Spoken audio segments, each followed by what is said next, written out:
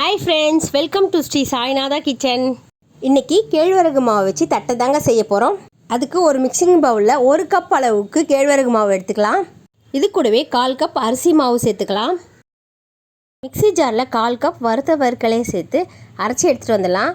நைஸாக அரைக்க வேண்டாங்க, ஒரு கோஸாக அரைச்சி எடுத்துகிட்டு வந்துடலாம். பாருங்கள், கொரப்பாக அரைச்சி எடுத்துகிட்டு வந்துட்டு இப்போ இதை மிக்சிங் பவுலில் சேர்த்துக்கலாம். இப்போ அதே மிக்ஸி ஜாரில் 1/4 கப் பொட்டுக்கடலையும் நல்லா நைஸாக அரைச்சி எடுத்துகிட்டு வந்துடலாம்.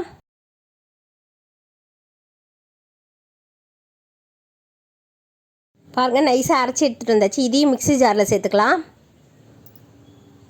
இப்போ இது கூடவே 1/2 டீஸ்பூன் மிளகாய்த்தூள், 1 சிட்டிகை பெருங்காய்த்தூள், 1/2 டீஸ்பூன் ஓமம் எடுத்துக்கலாம். கொஞ்சம் கையில் போட்டு இந்த மாதிரி கசக்கி அதில் சேர்த்துக்கலாம். கொஞ்சம் வாசனையாக இருக்குங்க, அதனால தான் கையில் இந்த மாதிரி கசக்கி போட்டிருக்கேன். தேவையான அளவு உப்பு சேர்த்து நல்லா கலந்து விட்டுக்கலாம். இப்போ நல்லா கலந்து விட்டாச்சு. தேவையான அளவு தண்ணி எடுத்து கொஞ்சம் கொஞ்சமாக ஊற்றி நல்லா சப்பாத்தி மாவு அளவுக்கு பிசைஞ்சிக்கலாம். ரொம்ப தளன்னு பிசைய வேண்டாம், கொஞ்சம் கெட்டியாகவே பிசைஞ்சிக்கலாம்.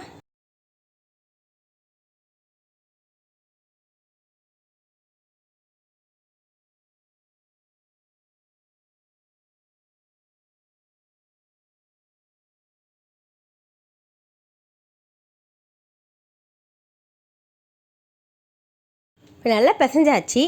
சின்ன சின்ன உருண்டைகளாக நம்ம உருட்டிக்கலாங்க.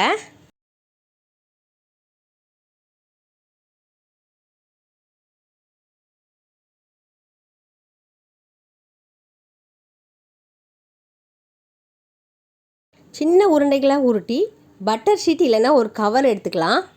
நான் கவர் தாங்க எடுத்திருக்கேன். இந்த மாதிரி கவரை கட் பண்ணி எடுத்து வச்சிடலாம். கொஞ்சமாக எண்ணெய் ஊற்றி நல்லா கவர் ஃபுல்லாக தடவி விட்டுடலாங்க. இப்போது நம்ம உருட்டி வச்சுருக்கிற உருண்டைகளை இதில் வச்சிடலாம்.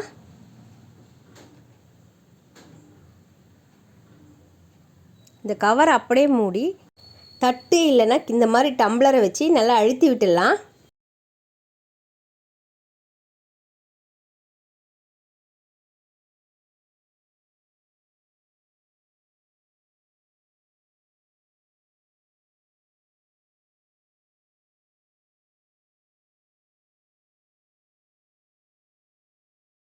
இந்த கவரை எடுத்து விட்டுட்டு ஃபோக்கு இல்லைன்னா சின்ன கத்தி வச்சு குத்தி விடலாம்.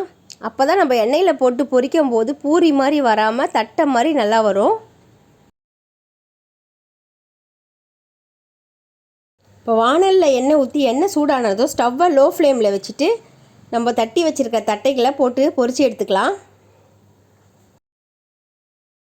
இப்போ நல்லா மேலே எழும்பி வருதுங்க.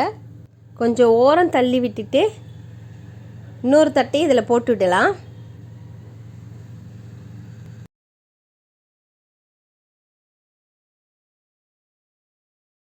ஒரு பக்கம் வந்துச்சு, திருப்பி போட்டுடலாம்.